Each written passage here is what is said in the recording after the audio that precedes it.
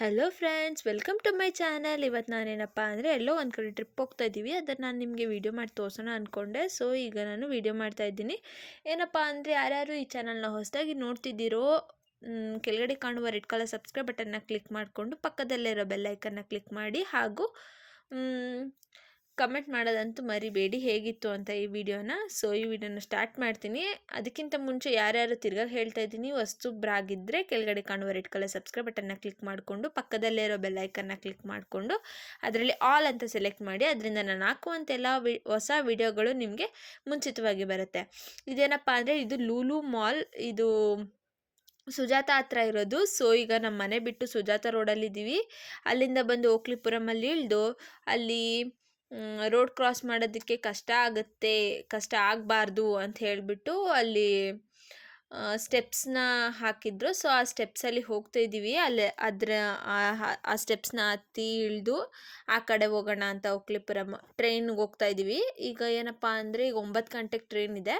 So ಒಂದು ಸ್ವಲ್ಪ ಬೇಗ ಹೋದರೆ ಸೀಟ್ ಸಿಗುತ್ತೆ ಅಂತ ಒಂದಿದ್ದು ಬುಕ್ಕಿಂಗ್ ಮಾಡೋದಕ್ಕೆ ಟ್ರೈ ಮಾಡಿದ್ವಿ, ಬಟ್ ಆಗಲಿಲ್ಲ. ಅದು ನಮಗೆ ಸಂಡೇ ಮತ್ತು ಮಂಡೇ ಇತ್ತು ಟ್ರೈನು ಬುಕ್ಕಿಂಗು. ಸೊ ಫುಲ್ ಆಗಿದ್ದ ಕಾರಣ ನಾವು ಅಲ್ಲೇ ಟಿಕೆಟ್ ತೊಗೊಂಡೆ ಹೋಗೋಣ ಅಂದ್ಬಿಟ್ಟು ಹೊರಡ್ತಾ ಇದ್ದೀವಿ. ಸೊ ಇವಾಗ ಬಂದ್ವಿ, ಆ ಕಡೆಯಿಂದ ಈ ಕಡೆ ರೋಡ್ ಕ್ರಾಸ್ ಮಾಡಿ ಈಗ ರೈಲ್ವೆ ಸ್ಟೇಷನ್ ಎಂಟ್ರಿ ಆಗ್ತಾ ಇದ್ದೀವಿ.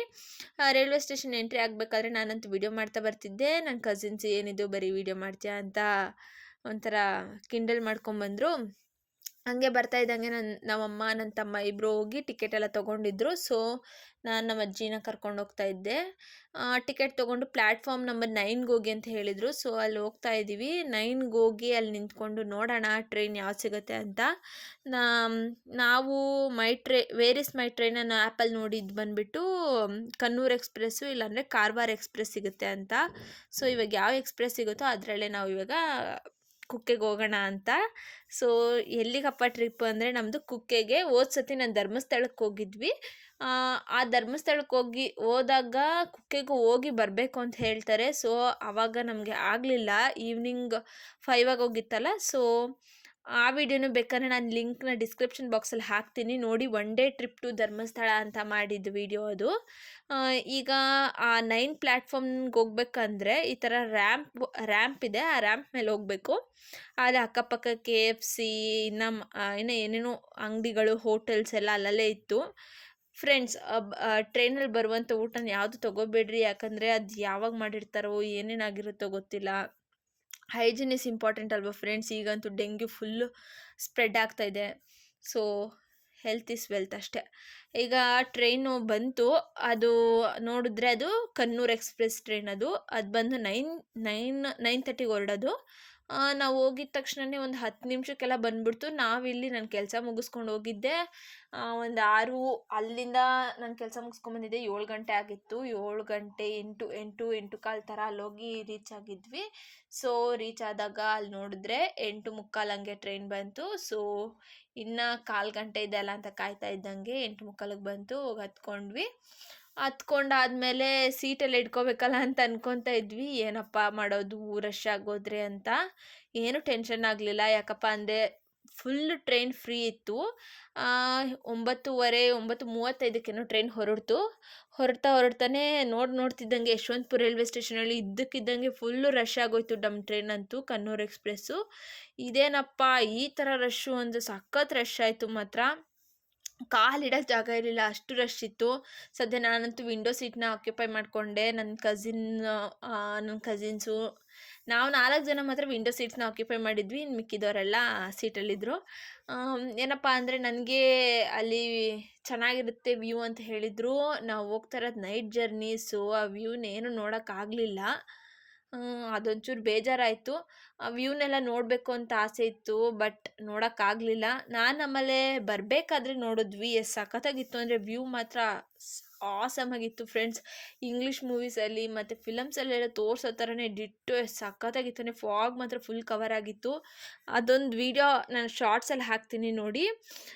ಏನಪ್ಪ ಅಂದರೆ ಆಮೇಲೆ ಹತ್ತತ್ರ ಒಂದು 4:45 4:50ಕ್ಕೆಲ್ಲ ರೀಚ್ ಆದ್ವಿ ಸುಬ್ರಹ್ಮಣ್ಯ ರೋಡ್ಗೆ.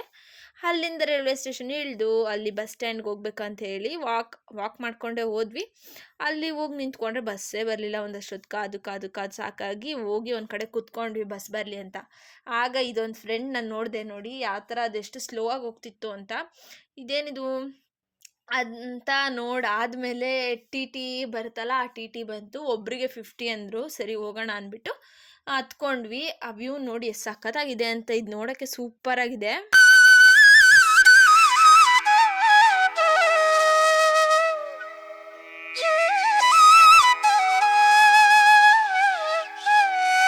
ಫ್ರೆಂಡ್ಸ್, ಅಲ್ಲಿಂದ ಬಂದು ನಾವು ಇಲ್ಲಿ ಹೆಬ್ಬಾಗ್ಲಲ್ಲಿ ಇಳ್ಕೊಂಡ್ವಿ. ಅಲ್ಲೇನಪ್ಪ ಅಂದರೆ ಸ್ನಾನ ಮಾಡ್ಕೊಂಡು ಹೋಗೋಣ ಅಂತ. ಇಲ್ಲಿ ಯಾವುದಪ್ಪ ಡ್ಯಾಮ್ ಇರೋದು ಅಂದರೆ ಕುಮಾರಧಾರ ಅಂತ. ಧರ್ಮಸ್ಥಳದಲ್ಲಿ ಬಂದುಬಿಟ್ಟು ನೇತ್ರಾವತಿ ಹೇಗೋ ಇಲ್ಲಿ ಕುಮಾರಧಾರ ಅದೇ ಥರನೇ.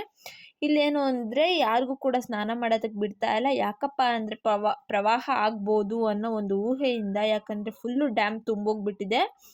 ಆಮೇಲೆ ಅಲ್ಲಿ ನೋಡೋದಕ್ಕೆ ಎಷ್ಟು ಸಖತ್ ನೀರಿದೆ ಅಂದರೆ ಅಷ್ಟು ತುಂಬ ತುಂಬಿಕೊಂಡಿದೆ. ಅದಕ್ಕೋಸ್ಕರ ಅಲ್ಲಿ ಪೊಲೀಸ್ ಕಾವಲು ಇದೆ. ಅಲ್ಲಿ ಯಾರನ್ನೂ ಕೂಡ ಬಿಡ್ತಾ ಇಲ್ಲ. ಸೊ ಆ ವ್ಯೂನ ಒಂದ್ಸತಿ ನೋಡೋಣ ಅಂತ ಹೇಳಿಬಿಟ್ಟು ನಾನು ನಮ್ಮ ಕಸಿನ್ಸ್ ಎಲ್ಲ ಹೋಗಿ ಅಲ್ಲಿ ನಿಂತ್ಕೊಂಡು ಒಂದೆರಡು ಫೋಟೋ ಶೂಟ್ ಮಾಡಿಕೊಂಡು ಆ ಡ್ಯಾಮ್ನ ನೋಡಬೇಕು ಅಂತಲೇ ಹೋದ್ವಿ. ಎಷ್ಟು ಸೂಪರಾಗಿ ಕಾಣ್ತಿತ್ತು ಅಂದರೆ ಇಬ್ರಿ ಅಂತೂ ಹಾಗೆ ಯಪ್ಪ ಅಷ್ಟು ಸಖತ್ತಾಗಿತ್ತು ಫ್ರೆಂಡ್ಸ್. ಆ ವ್ಯೂ ಮಾತ್ರ ಮರೆಯೋದಕ್ಕಾಗಲ್ಲ. ಎಷ್ಟು ಸೂಪರಾಗಿತ್ತು ಅಂತ ನೀವೇ ನೋಡ್ಬೋದು. ಇಲ್ಲಿ ಯಾವ ಥರ ಕಾಣ್ತಿದೆ ಅಂತ ನಾನು ಇಲ್ಲಿ ನಿಮ್ಮ ವಿಡಿಯೋದಲ್ಲಿ ತೋರಿಸ್ತಾ ಇದ್ದೀನಿ. ಸ್ವಲ್ಪ ಕುಕ್ಕೆ ಸುಬ್ರಹ್ಮಣ್ಯ ದೇವಸ್ಥಾನದ ಬಗ್ಗೆ ತಿಳಿಸ್ಕೊಡ್ತೀನಿ ಫ್ರೆಂಡ್ಸ್. ಇದು ಬಂದು ದಕ್ಷಿಣ ಕನ್ನಡ ಜಿಲ್ಲೆಯ ಸುಳ್ಯ ತಾಲೂಕಿನಲ್ಲಿರುವ ಸುಪ್ರಸಿದ್ಧ ದೇವಾಲಯ. ಇಲ್ಲಿ ಈಶ್ವರ ಪುತ್ರ ಷಣ್ಮುಗನನ್ನು ನಾಗ ರೂಪದಲ್ಲಿ ಸುಬ್ರಹ್ಮಣ್ಯ ಎಂಬ ಹೆಸರಿನಿಂದ ಆರಾಧಿಸಲಾಗುತ್ತದೆ. ನಾಗಾರಾಧನೆ ಇಲ್ಲಿ ಅತ್ಯಂತ ಮಹತ್ವವನ್ನು ಪಡೆದುಕೊಂಡಿದ್ದು ನಾಗಮಂಡಲವೆಂಬ ಸಾಂಪ್ರದಾಯಿಕ ನೃತ್ಯವನ್ನು ಕಾಣಬಹುದು. ಇಲ್ಲಿ ಬಂದು ನಾಗಮಂಡಲವೆಂಬ ಸಾಂಪ್ರದಾಯಿಕ ನೃತ್ಯನೂ ಕೂಡ ಇಲ್ಲಿ ಮಾಡ್ತಾರಂತೆ.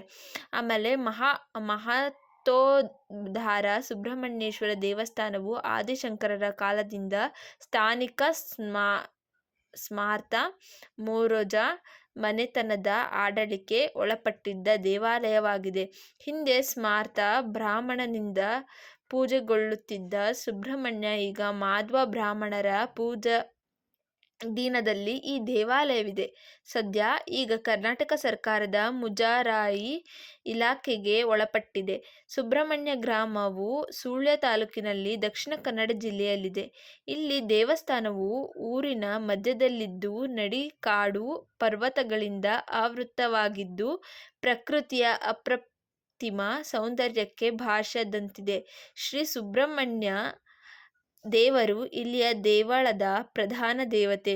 ಮುಖ್ಯ ದ್ವಾರವು ಪೂರ್ವಾಭಿಮುಖವಾಗಿದೆ. ಭಕ್ತಾದಿಗಳು ಮುಖ್ಯ ಗೋಪುರವಿರುವ ಪಶ್ಚಿಮ ಬಾಗಿಲಿನಿಂದ ಪ್ರವೇಶಿಸಿ ಒಳಸುತ್ತನ್ನು ಪೂರ್ವ ಬಾಗಿಲಿನಿಂದ ಮುಂದುವರೆಸುತ್ತಾರೆ. ಗರ್ಭಗುಡಿಯ ಮಧ್ಯಭಾಗದಲ್ಲಿ ಶ್ರೀ ದೇವರ ಮೂರ್ತಿ ಇದೆ. ಅದರ ಮೇಲಿನ ಹಂತದಲ್ಲಿ ಶ್ರೀ ಸುಬ್ರಹ್ಮಣ್ಯ ಮೂರ್ತಿ ಮತ್ತು ವಾಸುಕಿ ಹಾಗೂ ಕೆಳ ಹಂತದಲ್ಲಿ ಆದಿಶೇಷನ ಮೂರ್ತಿಗಳಿವೆ. ಭಕ್ತಾದಿಗಳು ಒಳಸುತ್ತನ್ನು ಪ್ರವೇಶಿಸುವಾಗ ತಮ್ಮ ಶರ್ಟು ಬನಿಯನ್ಗಳನ್ನು ತೆಗೆಯಬೇಕಾಗುತ್ತದೆ. ಕುಕ್ಕೆ ಸುಬ್ರಹ್ಮಣ್ಯ ನಾಗಗಳ ವಾಸಸ್ಥಾನವಾಗಿದೆ. ಇಲ್ಲಿ ಶ್ರೀ ಸುಬ್ರಹ್ಮಣ್ಯನಿಗೆ ಸಲ್ಲಿಸುವ ಪೂಜೆ ಸರ್ಪರಾಜನಾದ ವಾಸುಕಿಗೆ ಸಲ್ಲುವುದು. ಇದು ಬಂದು ಅಲ್ಲಿದು ಒಂದಷ್ಟು ವಿವರಣೆ ಕೊಟ್ಟೆ ಫ್ರೆಂಡ್ಸ್. ಇದು ಬಂದು ಅಲ್ಲಿ ಕಲ್ಲು ಕಟ್ಟಿದ್ರೆ ಮನೆ ಕಟ್ತಾರೆ ಅಂತ. ಸೊ ಅದನ್ನೆಲ್ಲ ಮಾಡಿ ಅಲ್ಲೇ ಪಕ್ಕದಲ್ಲೇ ಒಂದು ಉದ್ಯಾನವನ ಇತ್ತು. ಸೊ ಅಲ್ಲಿ ಹೋದ್ವಿ. ಇದೇನಪ್ಪ ಅಂದರೆ ಸುತ್ತ ಕಾಡಿನ ಮಧ್ಯೆ ಇರುವಂಥ ದೇವಸ್ಥಾನ ಇದು. ಇಲ್ಲಿ ಅದು ನಾವು ಅಲ್ಲಿ ಬೆಳಗ್ಗೆ ಹೋಗಿದ್ದೇ ಒಂದು 9 ಗಂಟೆ 9:15ಗೆಲ್ಲ ಹೋಗಿ ರೀಚ್ ಆಗಿಬಿಟ್ಟಿದ್ವಿ. ಆದ್ರೂ ಇನ್ನು ಫುಲ್ಲು ಹೇಗಿತ್ತು ಅಂದರೆ ಫುಲ್ಲು ಮಂಜಾಗೇ ಇತ್ತು. ಆಮೇಲೆ ನಾವು ಹೊರಟು ಬರಬೇಕಾದ್ರೂ ಕೂಡ ಇಲ್ಲಿ ನೋಡಿ ಒಂದು ಹುತ್ತ ಥರ ಇತ್ತು. ಹುತ್ತದ ಹತ್ರ ಅದೇನೋ ಹುಳಗಳು, ಅದನ್ನು ಸಪ್ತಪದಿ ಸಮಥಿಂಗ್ ಏನೋ ಹೇಳ್ತಾರೆ ಆ ಹುಳನ, ಆ ಥರ ಇತ್ತು. ಆಮೇಲೆ ನಾವು ತಂದಿದ್ದು ಊಟ ಎಲ್ಲ ಖಾಲಿ ಮಾಡಿ ಒಂದಷ್ಟು ದೇವಸ್ಥಾನಕ್ಕೆ ಬಂದಿದ್ದೀವಿ. ಪ್ರಸಾದ ತಿಂದು ಹೇಗೆ ಹೋಗೋದು ಅಂತ ಹೇಳಿ ಕ್ಯೂ ಅಲ್ಲಿ ಹೋಗಿ ನಿಂತ್ಕೊಂಡು ನಮ್ಮ ಪುಣ್ಯ ಬೇಗ ಊಟಕ್ಕೆ ಬೇಗ ಬಿಟ್ಟರು. ದರ್ಶನ ಕೂಡ ಚೆನ್ನಾಗಾಯಿತು ಫ್ರೆಂಡ್ಸ್. ಬೇಗನೆ ಹೋಗಿದ್ವಲ್ಲ, ರಶ್ ಇರಲಿಲ್ಲ, ಚೆನ್ನಾಗಿ ಸಮಾಧಾನವಾಗಿ ಎಲ್ಲ ನೋಡ್ಕೊಂಡು ಬಂದ್ವಿ. ಆಮೇಲೆ ಊಟಕ್ಕೆ ಹೋದ್ವಿ. ಊಟಕ್ಕೆ ಹೋದಾಗ ಫಸ್ಟ್ ಚಟ್ನಿ ಹಾಕಿದ್ರು. ಇದೇನಿದು ಫಸ್ಟ್ ಚಟ್ನಿ ಹಾಕ್ತಿದ್ದಾರೆ ಸ್ವೀಟ್ ಬದಲು ಅಂತ ನಾನು ಥಿಂಕ್ ಮಾಡ್ತಿದ್ದೆ. ಆ ಚಟ್ನಿ ಬಂದು ಖಾರ ಸ್ವೀಟ್ ಎರಡೂ ಇತ್ತು. ಅದ್ರ ಜೊತೆ ಅನ್ನ ನೋಡಿ ಬೇಕಂತ ಕೇಳಿ ಜಾಸ್ತಿನೇ ಅನ್ನ ಹಾಕಿದ್ರು. ನಾನಿಷ್ಟು ಅನ್ನ ಎಲ್ಲೂ ತಿಂತಿರಲಿಲ್ಲ, ಬಟ್ ಇಲ್ಲಿ ತಿಂದೆ. ಪ್ರಸಾದ ಮಾತ್ರ ಸೂಪರಾಗಿತ್ತು. ಫಸ್ಟು ಅಲ್ಲಿ ಧರ್ಮಸ್ಥಳದಲ್ಲಿ ಯಾವ ಥರ ರಸ ಹಾಕಿದ್ರು, ರಸಮ್ಮು ಇಲ್ಲೂ ಕೂಡ ರಸಮ್ ಹಾಕಿದ್ರು. ಚಟ್ನಿಗೆ ರಸಮ್ ಸಖತ್ತಾಗಿತ್ತು. ಸೊ ಅದೆಲ್ಲ ತಿಂದು ಈಗ ಟಾಟಾ ಬಾಯ್ ಬಾಯ್ ಹೇಳೋ ಸಮಯ. ಬಾಯ್ ಬಾಯ್ ಫ್ರೆಂಡ್ಸ್. ಮತ್ತೆ ಇನ್ನೊಂದು ವಿಡಿಯೋದಲ್ಲಿ ಸಿಗೋಣ. ಟಾಟಾ ಬಾಯ್ ಬಾಯ್, ಸಿ ಯು ನೆಕ್ಸ್ಟ್ ವಿಡಿಯೋ.